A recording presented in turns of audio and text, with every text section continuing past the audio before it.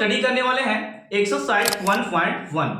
ये क्लास 10 का मैथमेटिक्स है जिसमें हम लोग आज एक्सरसाइज 1.1 लगाने वाले हैं। और इसमें सबसे पहला प्रश्न हम लोग देखेंगे 135 से डिवाइड हम लोग किस में करना है, 225 में करना है। ये पहला क्वेश्चन है। इसे हम लोग भाग एल्गोरिथम से हम लोग सिद्ध करने वाले हैं, सिद्ध करके भी दिखाएंगे प्रूफ करके। और यहाँ पे ये भी देखेंगे इसको हम लोग किस प्रकार भाग क्रिया द्वारा इसको सॉल्व करते हैं। जैसे कि हम लोग यहाँ पे देखेगा 135 को डिवाइड करना है 225 में, तो दोस्तों यहाँ पे हम लोग लगा सकते हैं 1 बार में लगा सकते हैं इसको। तो यहाँ पे मेरा हो गया 135, इसे हम लोग 5 में से 5 किया 0 और यहां से हासिल किया 12 से 9 गया 3 गया 9 और ये कट गया 1 1। अब यहाँ पे देखेगा ये जो जिससे भाग लगा रहे थे इसको हम लोग यहाँ पे लिखेंगे 135 यहाँ पे आपका हो गया, ठीक है। ये हम लोग HCF निकाल रहे हैं, क्या निकाल रहे हैं, HCF। अब यहाँ पे देखिए 90 एक बार में लगाएंगे, यहाँ पे घटाएंगे इसको तो ये आपका 5 और ये आ गया 45 आपका। इसी प्रकार ये इससे जो भाग लगा रहे थे ये हम लोग यहाँ पे लिखेंगे, जब तक कटेगा जब तक छोड़ेंगे नहीं इसको, ठीक है। इस प्रकार 0 आना चाहिए। तो 45 दूनी कितना होता है, 90 होता है, जो कि मैंने यहाँ पे इसको लिखकर इस प्रकार क्या किया, काट दिया। अब यहाँ पे मैं आपको भाग लेमा से चलकर बताता हूं इसे किस प्रकार प्रूफ करते हैं। भाग लेमा से या भाग एल्गोरिथम से लिख सकते हैं। फॉर्मूला क्या होता है, A बराबर BQ प्लस R, ये फॉर्मूला है। भाग लेमा से क्या करेंगे, A बराबर BQ प्लस R, जो कि यहाँ पे 3 स्टेप में स्टेप सॉल्व हुआ, ठीक है। हम लोग बीच वाला कोई A बोलते हैं और ये आपका B है और ये वाला क्या है Q और ये जो आपका लास्ट में आ गया ये हो गया R। ये फर्स्ट स्टेप की बात कर रहे हैं, ठीक है। बैठाना शुरू करते हैं, देखिएगा A का वैल्यू 200 कितना है 25, तो हम लोग यहाँ पे लिखेंगे 225, कोई दिक्कत होने वाला नहीं, देखिएगा। और B का वैल्यू कितना है 135 है, तो यहाँ पे लिखेंगे 135 दोस्तों। और Q का वैल्यू दोस्तों यहाँ पे 1 आया, तो हम लोग क्या लिखेंगे 1 और प्लस R के वैल्यू यहाँ पे देखें तो R का मान कितना है 90, तो हम लोग यहाँ पे देंगे 90। ओके, ये था फर्स्ट स्टेप। चलिएगा सेकंड स्टेप में हम लोग चलते हैं, यहाँ पे देखेगा सेकंड स्टेप में देखेगा, सेकंड स्टेप में ये वाला स्टेप आपका है, ये हो गया A, ये हो गया B और ये हो गया Q और ये हो गया आपका R। चलिए A का वैल्यू लिखेगा, A का कितना है 135 है और यहाँ पे B का वैल्यू कितना है 90, तो यहाँ पे मैंने लिखा 90 और Q का वैल्यू कितना है 1, तो यहाँ पे मैंने दिया 1 और R की वैल्यू कितना है 45। ये था सेकंड स्टेप। स्टेप थर्ड में आइएगा, देखिएगा स्टेप थर्ड में, ये स्टेप थर्ड है, तो ये हो गया A और यहाँ पे लिखेंगे ये हो गया B और ये हो गया Q और ये क्या हो गया आपका, ये जो आपका आ गया 0, रिमाइंडर क्या आ गया 0। तो यहाँ पे बैठाइएगा मेरे साथ, A का वैल्यू कितना है 90 और B का वैल्यू कितना है 45 और दोस्तों Q का वैल्यू कितना बैठाएंगे यहाँ पे 2 और R का वैल्यू कितना है 0। अब यहाँ पे HCF कैसे लिखते हैं वो मैं बताता हूं।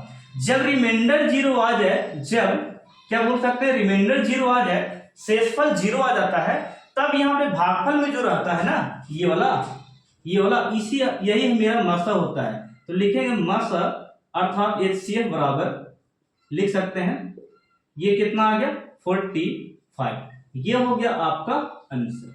ओके, इस तरीका से आप बनाते हैं तो आपके बोर्ड में फुल मार्क्स दिए जाएंगे। ये था पहला प्रश्न, आपको समझ में आया होगा। चलते हैं इस सेकंड में प्रश्न करेंगे।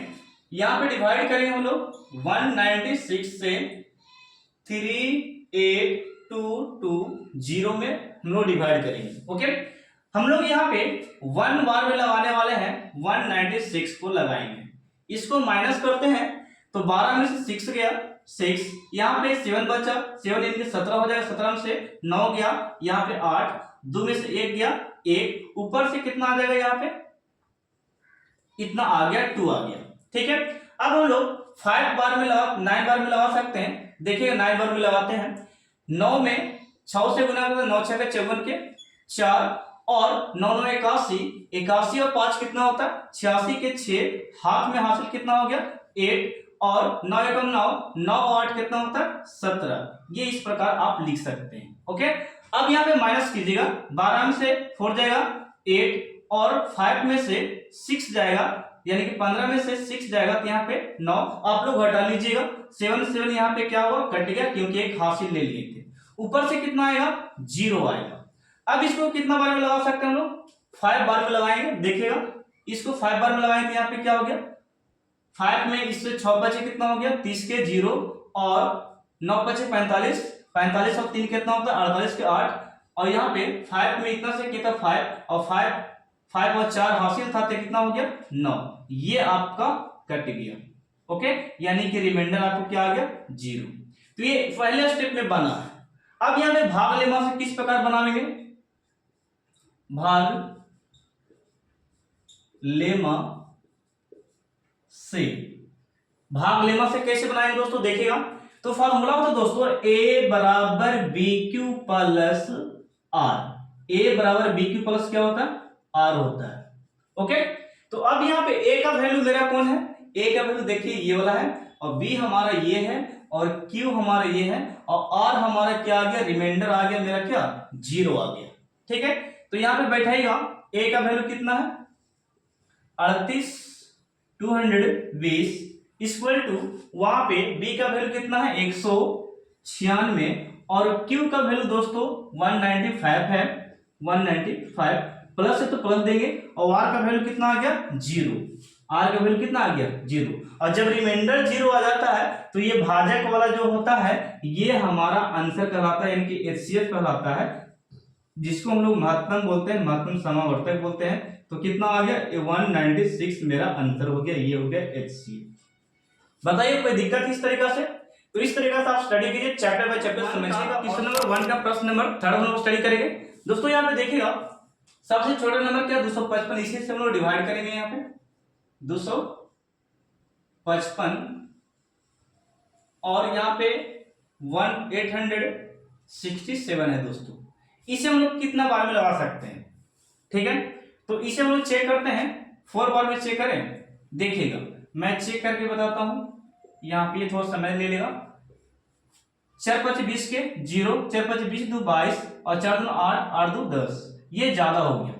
ठीक है, 3 बार में लगा के देखते हैं। ओके, तो इसे हम लोग 3 बार में देखेंगे। 255 को पंक्ति 15 पंक्ति 15 1 16 2 3 6 1 7, यानी कि 700 कितना हो गया 65। तो इसको हम लोग यहाँ पे लिखेंगे 3 बार में 700 कितना आ गया 65 आ गया दोस्तों। 3 बार में लगाएंगे। अब इसको माइनस करेंगे दोस्तों, 7 में से 5 गया 2 और 6 में से 6 जाएगा 0, ये 1 आ गया। इस प्रकार ये जो डिवाइड कर रहे थे यहाँ पे चला आएगा 255, यहाँ पे चला है। ये कितना बार में लगा सकते हैं 2 बार में लगाते हैं। ठीक है, यहाँ पे 2 बार में लगाएंगे 200 कितना आएगा 4 आएगा दोस्तों। 2 बार में लगाएंगे घटाओ 1, ये हो गया 5, ये कट गया। अब ये 102 यहाँ पे चला आएगा 102, यहाँ पे अब देखेगा 2 बार में ये कट जाएगा 102, ये कटिंग हो गया। यहाँ पे शेषफल मेरा क्या आ गया 0। ये 3 स्टेप में आया। इसे हम लोग भाग लेमा से कैसे लिखें वो मैं बताता हूं। भाग लेमा से। ओके, अब देखिए सोल्व कैसे करेंगे।